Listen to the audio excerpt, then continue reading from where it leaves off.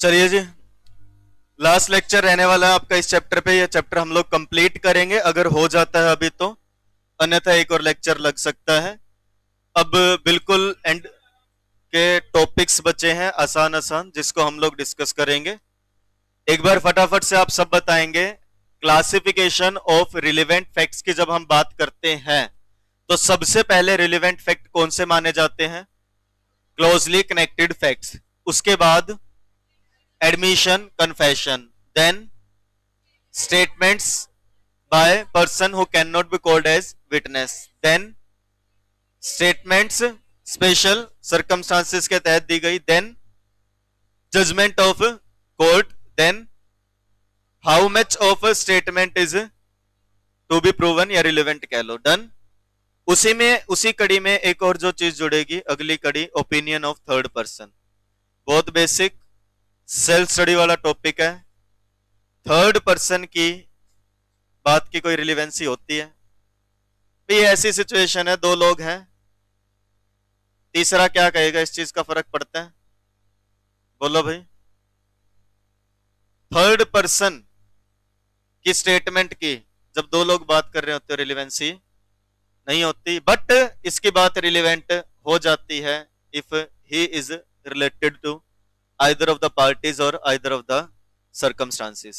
अगर हम बात करें लीगल पॉइंट ऑफ व्यू से, कि ऐसे समझो बेटा, एक वो पर्सन जो एक्यूज्ड है, सामने वाली पार्टी है, विटनेस है तो अलग बात है, उसके अलावा किसी और पर्सन की ओपिनियन, ठीक है, ओपिनियन समझते हो, मुझे लगता है ऐसा, ठीक है जी, निष्कर्ष अगर किसी ने निकाला है किसी पॉइंट से, क्या वो वैलिड है? तो कह रहे जनरली थर्ड पर्सन की ओपिनियन इरिलेवेंट होती है, कोई लेना देना नहीं है। आपको क्या लगता है, इसको क्या लगता है? जैसे कई बार आप मूवीज वेब सीरीज देखते हैं, इन्वेस्टिगेशन जब शुरू होती है तो एक पुलिस ऑफिसर जाता है, साथ में उसका हवलदार होता है, एक दो हवलदार होते हैं, वो कहते हैं ना, मुझे लगता है ऐसा हुआ होगा, या कुछ हरियाणवी डायलॉग दिया हो तो साहब मन लाग गए, नू होया होगा, है ना?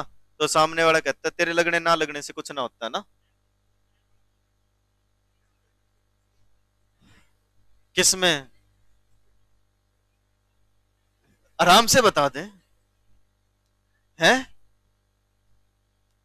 हम तो जा समझ के भाई ने जो एग्जांपल बताया, कि जैसे उस वेब सीरीज में वो कह रहा था जी ऐसे ऐसे हुआ होगा, तो उसको कहता है हाँ, है ना, भाई तुम ज्यादा मत बताओ, तुम मत बोलो। इरिलेवेंट होती है थर्ड पर्सन की स्टेटमेंट, लेकिन अगर थर्ड पर्सन हो इनमें से कोई, तो वो स्टेटमेंट क्या हो जाएगी? रिलेवेंट। और सबसे पहला आप हमेशा से जानते हैं, एक्सपर्ट की स्टेटमेंट। इट्स जस्ट लाइक ये अपने डॉक्टर सालुंकी हैं, सीआईडी वाले, समझ गए भाई? डॉक्टर सालुंके किसी क्राइम होते हैं, क्राइम सीन पे प्रेजेंट नहीं होते, जब क्राइम होता है कुछ भी नहीं होता, फिर भी उनकी कई बात, उनके दिए गए तथ्य, उनकी दी गई ओपिनियन रिलेवेंट बन जाती है, बिकॉज इज एन एक्सपर्ट। कह रहे जब कोर्ट को ओपिनियन चाहिए होती है किसी पॉइंट पे, फॉरेन लॉ, साइंस, आर्ट, किसी और फील्ड की, किसी हैंडराइटिंग की या फिंगर इंप्रेशन की, इन शॉर्ट फोरेंसिक एक्सपर्ट्स की ओपिनियन वैलिड होती है। ये हैंडराइटिंग किसकी है, ये फिंगरप्रिंट किसके हैं, ये फुटप्रिंट किसके हैं, तो इन पे जब ओपिनियन दी जाती है स्पेशल स्किल्ड पर्सन की, जो उस फॉरेन लॉ के एक्सपर्ट है, साइंस के, आर्ट के, उस फील्ड के एक्सपर्ट है, हैंडराइटिंग एक्सपर्ट है, फिंगर इंप्रेशन एक्सपर्ट है, तो उनकी स्टेटमेंट क्या हो जाती है? रिलेवेंट हो जाती है। और रिलेवेंसी वाले में से सबसे ज्यादा बार आने वाला क्वेश्चन यही है, when opinion of third person is relevant, क्योंकि ये एक आसान टॉपिक है। एक सीएस स्टूडेंट से जितने एक्सपेक्टेशन की जाती है एविडेंस लो की, उसमें से ये एक है, एक ये और एक इससे नेक्स्ट, प्रिविलेज्ड कम्युनिकेशन, किन के एविडेंस नहीं दिए जाते, ये दो है जो क्या है? बोलो भाई, अच्छे क्वेश्चन है जो आते हैं। कह रहे एग्जाम्पल, सवाल ये है, एक डॉक्यूमेंट ए ने लिखा है या नहीं लिखा, तो कह रहे उसके लिखे गए और डॉक्यूमेंट्स हैंडराइटिंग एक्सपर्ट मैच करता है, दोनों में राइटिंग मैच कर रही है या नहीं कर रही, तो हैंडराइटिंग एक्सपर्ट की जो ओपिनियन आएगी वो क्या होगी जी? रिलेवेंट होगी। कह रहे फर्दर जब एक प्रोसीडिंग्स में कोर्ट को ये ओपिनियन चाहिए होती है कि एक मैटर, एक इंफॉर्मेशन जो कंप्यूटर रिसोर्स में इलेक्ट्रॉनिक या डिजिटल फॉर्म में है, तो कह रहे जो कंप्यूटर का जानकार होता है, इलेक्ट्रॉनिक एविडेंस का जो जानकार होता है, जो इलेक्ट्रॉनिक एविडेंस एग्जामिन कर सकता है, तो उसकी दी गई ओपिनियन भी क्या हो जाती है? रिलेवेंट हो जाती है। एक पर्सन कह रहा है जनाब ये फोटोशॉप है, ये फोटो एडिटेड है, ये मैं हुई नहीं, मेरे को बाद में एडिट करके यहाँ लगाया गया है, तो किसी ग्राफिक डिजाइनर या कोई जो एक्सपर्ट है उस चीज का एडिटिंग का, उसकी क्या की जाएंगी, बोलो भाई, ओपिनियंस ली जाएंगी ये डिसाइड करने के लिए कि क्या ये चीज जेन्युइन है या नहीं, तो वो ओपिनियन क्या हो जाती है, रिलेवेंट हो जाती है। डन, बहुत आसान है सारे। दूसरा, ऐसे फैक्ट जो एक्सपर्ट की ओपिनियन पे होते हैं, कह रहे ऐसे फैक्ट जो वैसे तो रिलेवेंट नहीं थे बट वो रिलेवेंट हो जाते हैं जब वो इनकंसिस्टेंट हो जाती है। जैसे एक एक्सपर्ट ने, फोरेंसिक एक्सपर्ट ने ये बोला कि इनकी मौत हुई है जी इस कारण से, दम घुटने से, तो इनको फांसी दी गई होगी। सामने वाले ने ये बोल दिया कि जरूरी है क्या जी फांसी से दम घोटा गया हो, ऐसा भी हो सकता है ना कि पिल्लो से या तकिए से दम घोट करके बाद में फांसी लगाई गई हो। अब सिर्फ वो इतना बोलेगा जी तकिए से दम घोटा हो, तो सामने वाला क्या बोलेगा, भाई साहब फिर गर्दन पे निशानी हुई है क्या। आई बात समझ में। तो कह रहे जी कि फांसी लगाने से मौत हुई है या मारने के बाद फांसी लटकाया गया है।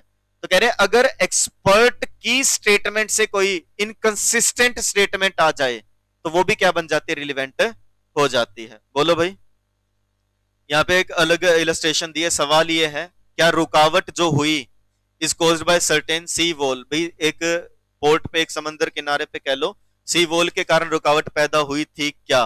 तो कह रहे फैक्ट कि बाकी हार्बर सिमिलरली सिचुएटेड हैं but where there was no such sea wall begin to be obstructed at about the same time. कह रहे वैसे तो वहां पे है नहीं बट जिस समय पे यहाँ पे बहाव रुका पानी का, ये कह लो ये चीज रुकी, सेम उसी समय पे वहां पे भी ये चीज हुई थी, तो ये रिलीवेंट हो सकती है। समझ गए क्या, बोलो भाई। एक पर्सन ने बोला कि दरवाजे से इंसान आया था जी, यहीं से गया था, एक्सपर्ट की ओपिनियन है। सामने वाला कह रहा है जी क्या खिड़की से भी आ सकता है, चांसेस तो हैं क्योंकि खिड़की ओपन थी। तो कह रहे ये चीजें रिलेवेंट हो जाती हैं। ओपिनियन इज रिलेवेंट, पहले में एक्सपर्ट लिखना है, दूसरा एक्सपर्ट की ओपिनियन पे जो फैक्ट होते हैं वो भी क्या हो जाते हैं, रिलेवेंट हो जाते हैं। बोलो भाई, बोलिए। तीसरा, हैंडराइटिंग से, सिग्नेचर से रिलेटेड ओपिनियन कब रिलेवेंट होती है। कह रहे जब कोर्ट को ओपिनियन बनानी है कि एक हैंडराइटिंग या सिग्नेचर एक पर्सन के है या नहीं है, तो कह रहे उन पर्सन की भी ओपिनियन ली जा सकती है जिनको जानकारी होती है उसकी राइटिंग या साइन के बारे में। मतलब आपके दोस्त की राइटिंग, एक आपका दोस्त जिससे आप कई सालों से साथ पढ़ रहे हैं, 2-3 साल से, 6-7 महीने से, तो आप बता सकते हैं ना जी ये तो इसकी राइटिंग है, इसकी राइटिंग नहीं है, तो वही बात लिखी है।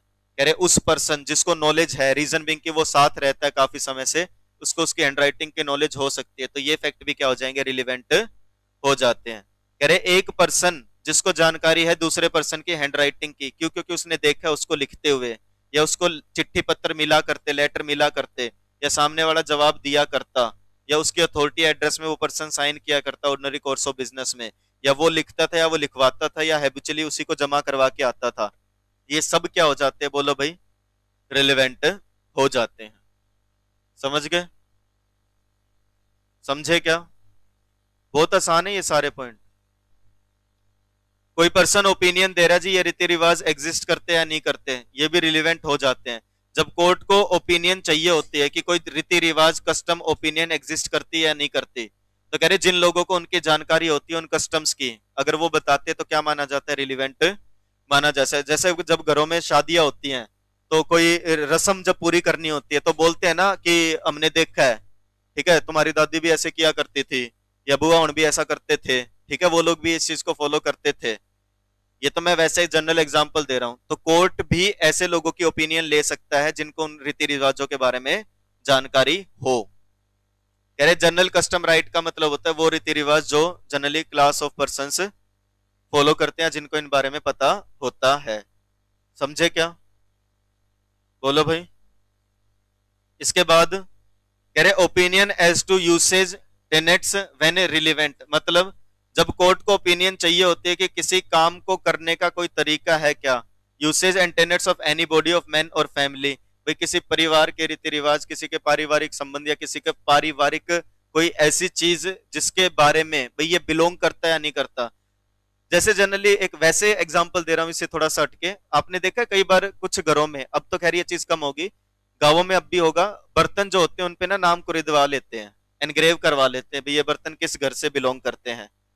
आई बात समझ में, बोलो भाई। तो कह रहे हैं या फिर the constitution and governance of any religious और चैरिटेबल फाउंडेशन, या फिर कोई मंदिर या कोई मस्जिद या कोई रिलीजियस संस्थान कैसे चलता है या कोई वर्ड या मीनिंग कैसे बोले जाते हैं पर्टिकुलर डिस्ट्रिक्ट में या क्लास ऑफ पीपल। जैसे अभी जस्ट गुड़िया ने बोला था टब्बर का मतलब फैमिली होता है सर पंजाबी में, टब्बर का मतलब परिवार होता है, हम उसको टब्बर कह देते हैं जो बच्चों के लिए यूज करते हैं हरियाणवी में, ठीक है, टब्बर भाई, इसके टब्बर उसके टब्बर बालक, ठीक है। लेकिन ये क्या कह रहे हैं, टब्बर हम किसको बोलते हैं जी, फैमिली को। तो कह रहे हैं इनसे रिलेटेड ओपिनियंस, ठीक है जी, इसकी बात हो रही है, ये भी क्या हो जाते हैं, रिलेवेंट है। समझे क्या, आई बात समझ में, बोलो भाई, इतनी बात समझे। आगे क्या लिखा है, तो कह रहे the opinion of person having special mean और नॉलेज आर रिलेवेंट फैक्ट, जिनको इस बारे में जानकारी होती है वो भी क्या बन जाते हैं भाई, उनकी ओपिनियन भी रिलेवेंट बन जाती है। किसी रिश्ते पे जो ओपिनियन है कब रिलेवेंट होगी, कह रहे जब कोर्ट को चेक करना होता है कि रिलेशनशिप पे एक पर्सन की क्या राय है किसी दूसरे के साथ, भाई क्या कंडक्ट है। जैसे बोलते हैं ना कि जनरली इनको देख के कभी ऐसा लगा नहीं कि इनके बीच में ये रिलेशन एग्जिस्ट करता है, तो कोई पर्सन कह रहा है ना जी हमें तो लगता है, हमने तो देखा है, या हमने इनका बिहेवियर देखा है, इस तरीके का बिहेवियर जो जनरली ऐसे लोगों में होता है। तो कह रहे ऑफ एनी पर्सन, जो उस फैमिली का मेंबर है या जिसको नॉलेज है उस रिश्ते की, वो बता सकता है। भाई एक पर्सन कह रहे हैं जी हम इनके पड़ोसी है, हमने ऐसा देखा है कि इनके बीच में ऐसा रिलेशन है, भाई ये वैसे तो इनका बेटा है नहीं, बट ये बेटे जैसा ही ट्रीट करते हैं, रीजन बिंग के ये यहाँ रुक जाता था, यहीं सोता था, यहीं उठता था, ये दोनों बचपन से साथ हैं, तो अपने बच्चे के जैसे इसको पाला है जी। तो कह रहे हैं ऐसी ओपिनियन भी रिलेवेंट हो जाती है, बोलो भाई। हाँ, परंतु जब बात आती है मैरिज को प्रूव करने की तो वहां पे ऐसे ओपिनियंस रिलेवेंट नहीं होते, या फिर डाइवोर्स एक्ट के तहत जब बात आती है तब ये वैलिड नहीं होते। आपके लगने नहीं लगने से कि दो लोग शादीशुदा है या नहीं है, ये थर्ड पर्सन की ओपिनियन पे डिसाइड नहीं कर सकते। क्यों, क्योंकि थर्ड पर्सन तो हो सकता है दो शादीशुदा को क्या बता दे, इनकी कभी शादी हुई नहीं जी, और दो अनमैरिड को क्या बता दे ये तो शादीशुदा है, उसके बेसिस पे फैसले नहीं आते। ग्राउंड्स ऑफ ओपिनियन, किस बेस पे ओपिनियन दिया है, ये कब रिलीवेंट होता है, कह रहे whenever the opinion of any living person is relevant, तो किस बेसिस पे वो ओपिनियन आई है, वो बेसिस भी क्या होंगे, रिलीवेंट कहलाएंगे।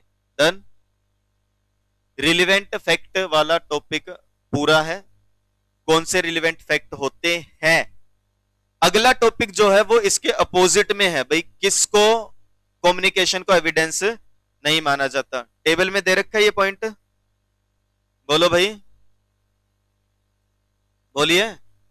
क्लासिफिकेशन ऑफ रिलीवेंट फैक्ट वाली जो टेबल है उसमें नहीं है ये पॉइंट, क्यों नहीं है, क्योंकि ये रिलीवेंट फैक्ट नहीं होते। इसकी अपनी एक टेबल है और यहीं से पढ़ लो समझ जाओगे।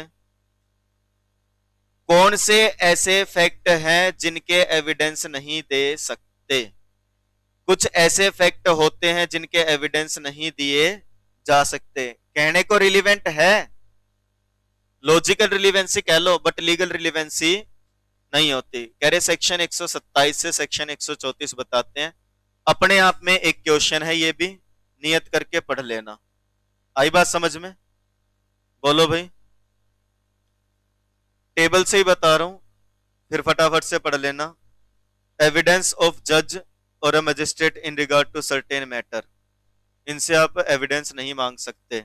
मान लो एक जज को इंफॉर्मेशन मिली है मजिस्ट्रेट को किसी सोर्स से कि हाँ जी इसी ने ऐसा किया है, आप कह रहे हो एविडेंस दो, आपका सोर्स कौन है बताओ, ठीक है जी, इनको एविडेंस के तौर पे नहीं डिमांड कर सकते। दूसरा, communication during marriage, during marriage का मतलब ये नहीं है कि जब दो लोगों की शादी हो रही है, फेरे हो रहे हैं, तब वो क्या बात कर रहे हैं आपस में, ठीक है। ड्यूरिंग मैरिज मतलब जब पति पत्नी है उस दौरान जब वो बात करते हैं। आई बात समझ में, यानी कि शादीशुदा जोड़े से उनके आपस में क्या बात होती है, इसको एविडेंस के तौर पे नहीं मांग सकते, प्रिविलेज्ड कम्युनिकेशन है। स्टेट के अफेयर से रिगार्डिंग कैसे काम चल रहा है, ऑफिशियल कम्युनिकेशन, इंफॉर्मेशन कहां से मिली, पुलिस ऑफिसर से पूछ रहे हो बता दो खबरी कौन है, बस क्या नहीं बताओगे, ठीक है जी, नहीं पूछ सकते जी। और प्रोफेशनल कम्युनिकेशन, आप एडवोकेट से ही पूछ रहे हो बता दे सच्ची सच्ची, तेरे क्लाइंट ने बताया ना उसी ने किया था ये, ठीक है जी, उसी ने ये ऑफेंस किया है, तू बचा रहा है ना, तेरे को तो पता होगा कैसे कैसे इस वारदात को अंजाम दिया है। ये चीजें आप क्या नहीं कर सकते जी, एविडेंस के तौर पे नहीं मांग सकते, अलाउड ही नहीं है। डन, कह रहे कुछ बदलाव किए हैं, पहले यहाँ पे बैरिस्टर अटर्नी प्लेडर वकील होते थे, अब उसकी जगह एडवोकेट लिख दिया, और एम्प्लॉयमेंट की जगह employment is replaced by service. Okay, बोलो भाई। विटनेस कौन होता है बेटा? जो ओरल एविडेंस देता है कोर्ट की परमिशन से, कोर्ट के सामने। कह रहे अब एक विटनेस को आप कंपेल कर सकते हो एविडेंस देने के लिए, बट उसको प्रिविलेज्ड है वो कि कुछ पर्टिकुलर मैटर्स में अपने इन लिमिट्स के बाहर जाकर के वो बाउंड नहीं है इन आंसर्स को देने के लिए, पब्लिक पॉलिसी के बेसिस पे। ठीक है जी, बोलो भाई। ये वो सारी कम्युनिकेशन है जिसके आप क्या नहीं कर सकते, एविडेंस नहीं मांग सकते। एविडेंस ऑफ जजेस एंड मजिस्ट्रेट, सेक्शन 127 कहता है नो जज और मजिस्ट्रेट शेल, बिना स्पेशल ऑर्डर के किसी कोर्ट के जिसका वो सबऑर्डिनेट है। इसको ऐसे पढ़ो, किसी भी जज या मजिस्ट्रेट को नो मजिस्ट्रेट और जज या नो जज और magistrate shall be compelled to answer any question as to his own conduct in court as जज और मजिस्ट्रेट और as to anything which came to his knowledge in court as such जज और मजिस्ट्रेट। किसी भी जज या मजिस्ट्रेट को कंपेल नहीं कर सकते उस जज या मजिस्ट्रेट के तौर पे जब वो काम करते हैं तो पूछने के लिए कि आपने ये काम क्यों किया, ये डिसीजन क्यों लिया। समझ गए भाई? अनटिल एंड अनलेस उनके सुपीरियर कोर्ट का ऑर्डर ना आया हो। ओके भाई।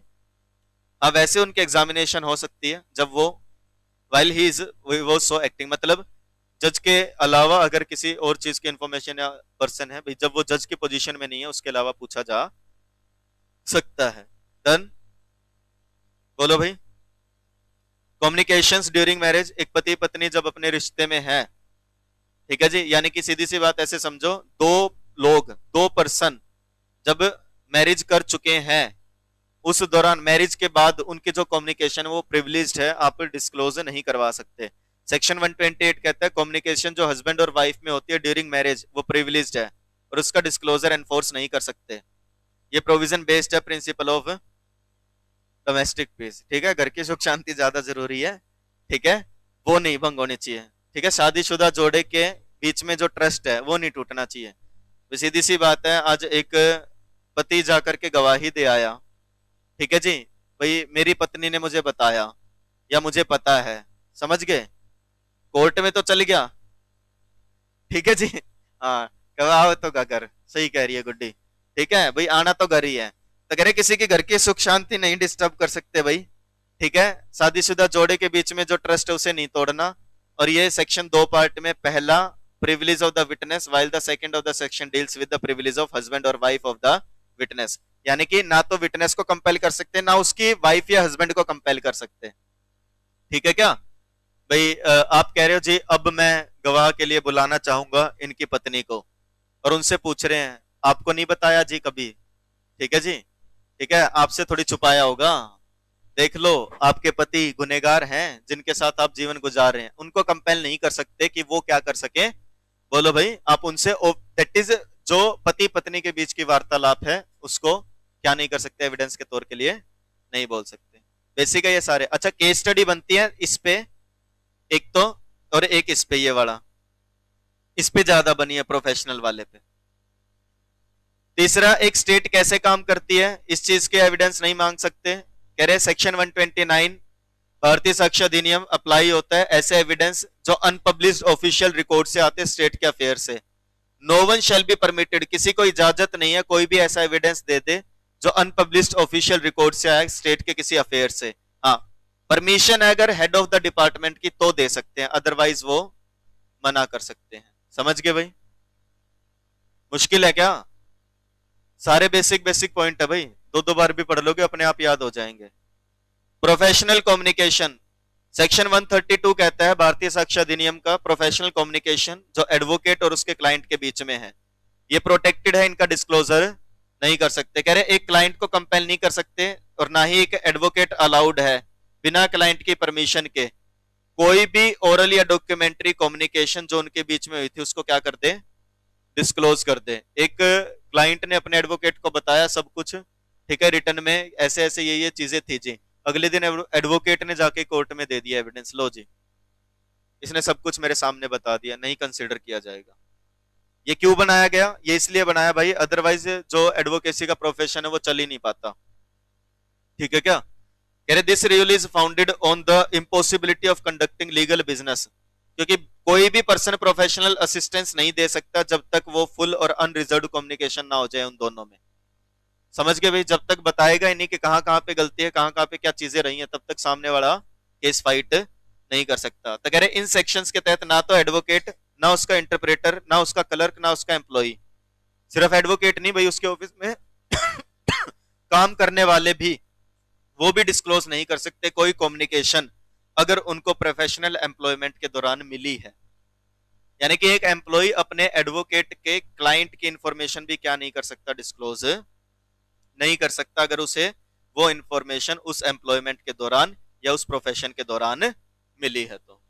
डन। एंड फर्दर 134 ये भी कहता है किसी को कंपेल नहीं कर सकते, ठीक है जी, नो वन, कोई भी आके कंपेल नहीं कर सकता कोर्ट को कोई कॉन्फिडेंशियल कम्युनिकेशन बताने के लिए जो कोर्ट और लीगल एडवाइजर के बीच में, unless he offers himself as a witness, in which case he may be compelled to disclose any such communication as may appear to the court necessary, जो जानना जरूरी है, बट किसी और चीज के लिए क्या नहीं कर सकते, कंपेल नहीं कर सकते। ओके, ये एक छोटा सा बदलाव है, ये बताया गया।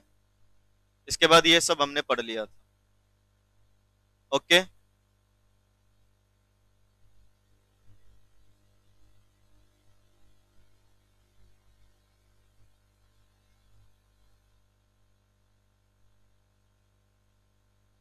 डन।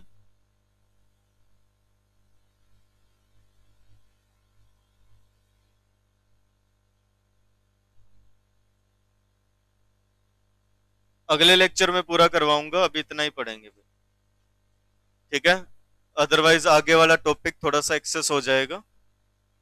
आज के लिए इतना ही, मिलेंगे नेक्स्ट लेक्चर में। Till then bye bye, tata and take care. Thank you, that's it for the day.